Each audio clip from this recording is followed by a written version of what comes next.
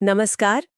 आज हम इतिहास के एक एक बहुत ही दिलचस्प दौर की बात करने जा रहे हैं जो था तो सिर्फ 3-4 साल का, पर उसने आप कह सकते हैं आजादी की लड़ाई का पूरा नक्शा ही बदल दिया। बिल्कुल। हमारे पास एक ऐतिहासिक लेक्चर के जो नोट्स हैं वो 1928 से 1931 के बीच की घटनाओं को एक साथ पिरोते हैं। हाँ। और ये वो दौर था जब भारत में आजादी की लड़ाई के दो रास्ते, दो विचारधाराएं एक दूसरे के समानांतर चल रही थी। अच्छा।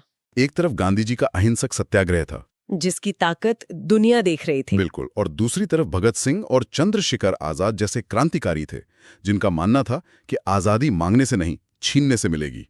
और हमारी आज की पड़ताल का मकसद यही समझना है कि ये दोनों रास्ते कैसे एक दूसरे से टकराए और कैसे शायद एक दूसरे पर असर भी डाल रहे थे। तो कहानी शुरू होती है एक कमीशन से जिसके भारत आते ही पूरे देश में जैसे आग लग गई। चलिए साइमन कमीशन को समझते हैं।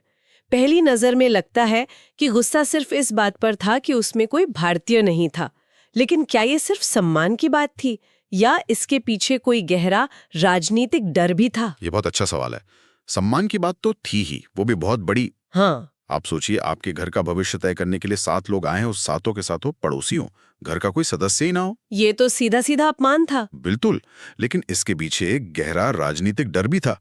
देखिए, ये कमीशन 1919 के सुधारों की जांच के लिए बना था। मोन्टेग्यू चेम्सफोर्ड सुधार। जी, और इसे 1929 में आना था।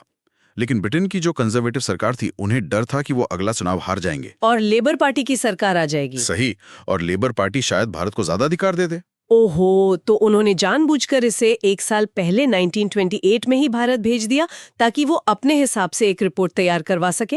बिल्कुल, और क्योंकि इसमें सारे सदस्य अंग्रेज थे, सर जॉन साइमन उसे लीड कर रहे थे। तो भारतीयों को लगा कि ये तो बस एक दिखावा है। हाँ, कि ये लोग यहाँ आकर बस दिखावा करेंगे और वापस जाकर लंदन में कह देंगे कि सब ठीक है, भारतीयों को अभी और ज्यादा अधिकार देने की जरूरत नहीं है। इसीलिए इसे व्हाइट कमीशन या सफेद कमीशन कहा गया। जी, और इसीलिए हर शहर में साइमन गो बैक के नारे गूंज रहे थे। और लाहौर में इसी विरोध की कमान संभाल रहे थे शेरे पंजाब लाला लाजपत राय। हाँ, लेकिन वहां ये विरोध शांतिपूर्ण नहीं रह पाया। नहीं रह पाया। भीड़ को मतलब काबू से बाहर होता देख पुलिस सुपरिंटेंडेंट था जेम्स ए स्कॉट, अच्छा। उसने लाठीचार्ज का हुक्म दे दिया। और जो असिस्टेंट सुपरिंटेंडेंट था जॉन सॉन्डर्स, उसने खुद आगे बढ़कर प्रदर्शनकारियों पर और खासकर लाला लाजपत राय पर बेरहमी से लाठियां बरसाईं। और लाला जी उस वक्त उम्र दराज थे। बिल्कुल। उनके सिर पर लगी चोटें वो जानलेवा साबित हुई। हाँ, कुछ हफ्तों बाद उनकी मृत्यु हो गई। लेकिन अपनी मौत से पहले उन्होंने जो कहा वो आजादी की लड़ाई का एक अमर वाक्य बन गया। मेरे शरीर पर पड़ी एक एक लाठी ब्रिटिश राज के ताबूत में एक एक कील का काम करेगी। इस एक लाइन का मतलब बहुत गहरा है। वो कह रहे थे कि ये लाठियां सिर्फ मेरे शरीर पर नहीं, ब्रिटिश साम्राज्य के नैतिक अधिकार पर पड़ी हैं। सही बात है। तुमने एक निहत्ते बुजुर्ग नेता पर हाथ उठाकर ये साबित कर दिया है कि तुम्हारा राज अब न्याय पर नहीं, सिर्फ पार्श्विक बल पर टिका है। और जिसका आधार न्याय ना हो वो टिक नहीं सकता। बिल्कुल, उसका ताबूत तैयार होने लगता है। हमारे सोर्स में एक छोटी सी बात और मेंशन है कि लाला जी ने एक किताब लिखी थी अनहैप्पी इंडिया। उनकी मौत के बाद ये नाम और भी ज्यादा मार्मिक लगता है। सच में। और शेर पंजाब की शहादत ने देश के नौजवानों के खून में उबाल ला दिया, खासकर भगत सिंह, सुखदेव, राजगुरु। जी, उनकी जो हिंदुस्तान सोशलिस्ट रिपब्लिकन एसोसिएशन थी, उन्होंने तय किया कि इस अपमान और इस हत्या का बदला लिया जाएगा। और निशाना था जेम्स स्कॉट। हाँ, जिसने लाठीचार्ज का ऑर्डर दिया था।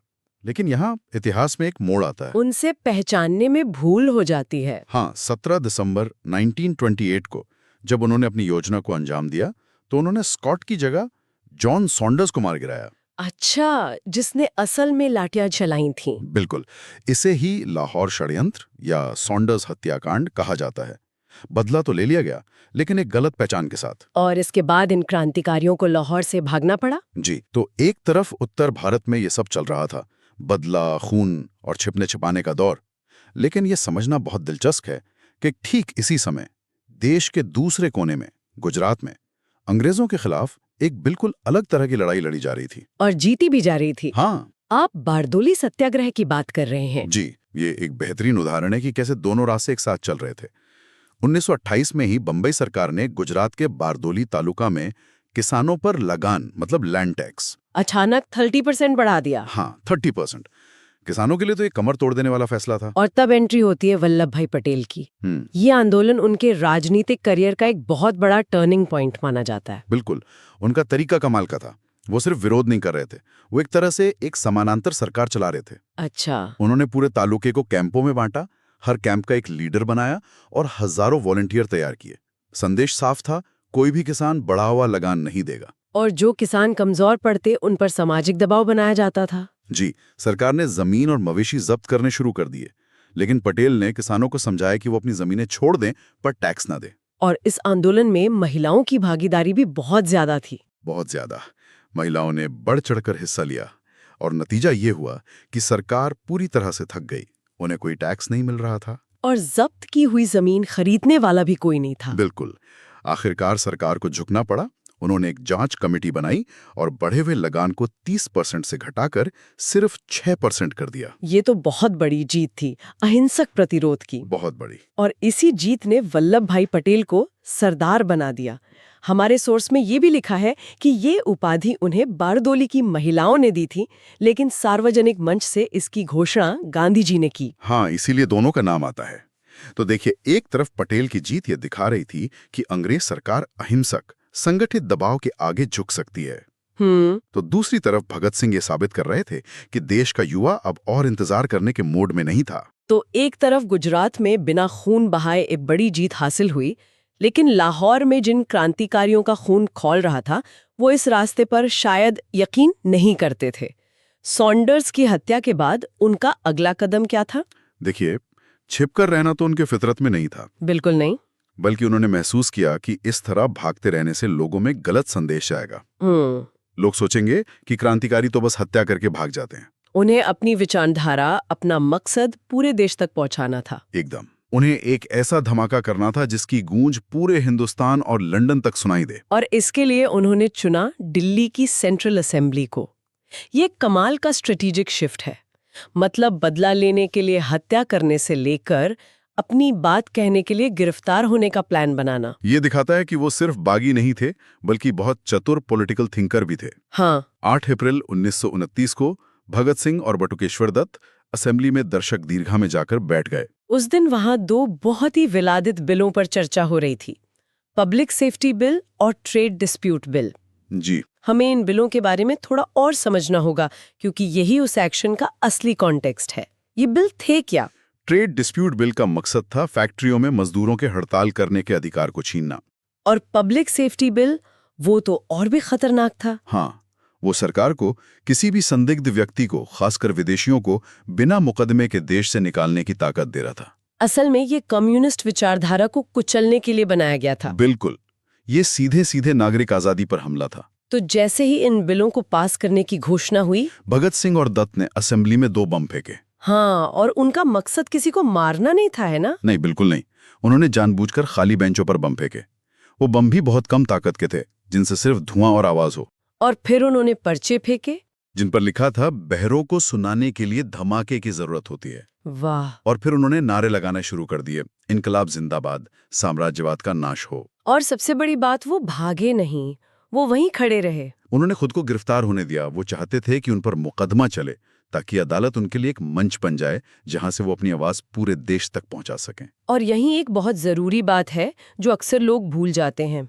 उनकी गिरफ्तारी तो असेंबली बॉम्ब कांड में हुई थी जी, लेकिन उन्हें जो फांसी की सजा मिली वो इस केस में नहीं मिली। सही कहा। फांसी की सजा उन्हें पुराने केस यानी लाहौर षड्यंत्र या सॉन्डर्स की हत्या के मामले में मिली, जिसका खुलासा बाद में हुआ। ये एक बहुत महत्वपूर्ण अंतर है। हाँ। और जेल के अंदर भी उनकी लड़ाई जारी रही। भूख हड़ताल। हाँ, उन्होंने देखा कि अंग्रेज कैदियों को अच्छा खाना, पढ़ने के लिए किताबें, साफ सुथरे कपड़े सब मिलता था, जबकि भारतीय राजनीतिक कैदियों के साथ जानवरों जैसा सलूक होता था। जी। उन्हें राजनीतिक कैदी का दर्जा नहीं दिया जाता था।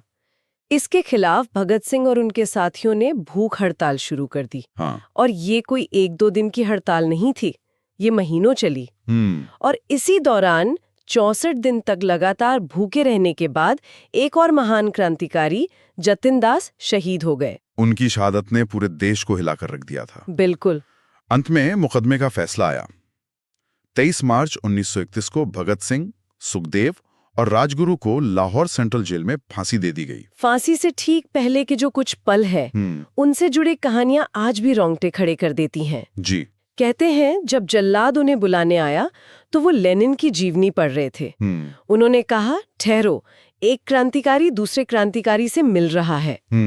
फिर किताब को हवा में उछालकर बोले, चलो। और एक और कहानी उनकी अपनी माँ से आखिरी मुलाकात की है। हाँ, जब उनकी माँ रोने लगी तो भगत सिंह ने उनसे कहा, माँ तुम रोना मत, जब तुम यहाँ से बाहर जाओ तो तुम्हारे आंखों में आंसू नहीं होने चाहिए, वरना लोग कहेंगे कि भगत सिंह की माँ एक कमजोर औरत थी। फांसी से कुछ मिनट पहले किताब पढ़ना या अपनी माँ को दिलासा देना, ये सिर्फ आत्मविश्वास नहीं है। नहीं, ये एक स्टेटमेंट है कि तुम मेरे शरीर को मार सकते हो, मेरे विचारों को नहीं। जिस वक्त ये सब हो रहा था, उनके एक साथी जो बाहर रहकर उन्हें छुड़ाने की कोशिश कर रहे थे, वो भी अपनी आखिरी लड़ाई लड़ रहे थे। हाँ, चंद्रशेखर आजाद। हाँ, आजाद लगातार कोशिश कर रहे थे कि किसी तरह भगत सिंह को जेल से छुड़ा लिया जाए, लेकिन 27 फरवरी 1931 को, मतलब भगत सिंह की फांसी से लगभग 1 महीना पहले, जी, इलाहाबाद के एल्फ्रेड पार्क में किसी मुखबिर की सूचना पर पुलिस ने उन्हें घेर लिया। और वहां उन्होंने अपनी उस कसम को निभाया जो वो हमेशा कहते थे, आजाद ही रहा हूं, आजाद ही रहूंगा। बिल्कुल, वो आखिरी दम तक लड़े और जब उनकी पिस्तौल में सिर्फ एक गोली बची तो उन्होंने वो गोली खुद को मार ली। हाँ, ताकि वो कभी भी अंग्रेजों के हाथ जिंदा ना आए। इस तरह उस दौर के क्रांतिकारियों की एक पूरी पीढ़ी ने देश के लिए अपना सब कुछ बलिदान कर दिया। तो 1928 से 1931 सिर्फ 3-4 साल। लेकिन इन सालों में क्या कुछ नहीं हुआ। साइमन कमीशन का विरोध, लाला जी की शहादत, सोंडर्स की हत्या, बारदोली की अहिंसक जीत, असेंबली में धमाका और फिर भगत सिंह, सुखदेव, राजगुरु और चंद्रशेखर आजाद का सर्वोच्च बलिदान। घटनाओं का एक ऐसा सिलसिला जो रुकने का नाम ही नहीं ले रहा था। और इन बलिदानों ने पूरे देश को, खासकर नौजवानों को, अंदर तक झकझोर दिया। इसने आजादी की लड़ाई में एक ऐसी ऊर्जा भर दी जो पहले कभी नहीं देखी गई थी। और इसने ये भी दिखाया कि आजादी की लड़ाई अब सिर्फ एक रास्ते पर नहीं चल रही थी, कई मोर्चों पर अलग अलग तरीकों से एक साथ लड़ी जा रही थी। हमारे आज के सोर्स में एक बहुत ही पावरफुल लाइन लिखी थी, आजादी चरखा काटने से नहीं, प्राणों की आहुति देने से आई थी। अब जाहिर है हम यहाँ कोई पक्ष नहीं ले रहे, ये उस सोर्स का नजरिया है, लेकिन ये एक बहुत गहरा सवाल जरूर खड़ा करता है। और वही आज का हमारा अंतिम विचार है जिस पर श्रोताओं को सोचना चाहिए। किसी भी देश के स्वतंत्रता संग्राम की कहानी को गढ़ने में, उसकी यादों को बनाने में अलग अलग तरह के बलिदानों की क्या भूमिका होती है? क्या हिंसक और अहिंसक बलिदानों को इतिहास अलग अलग तरह से याद रखता है? और क्यों? इस पर सोचना वाकई जरूरी है।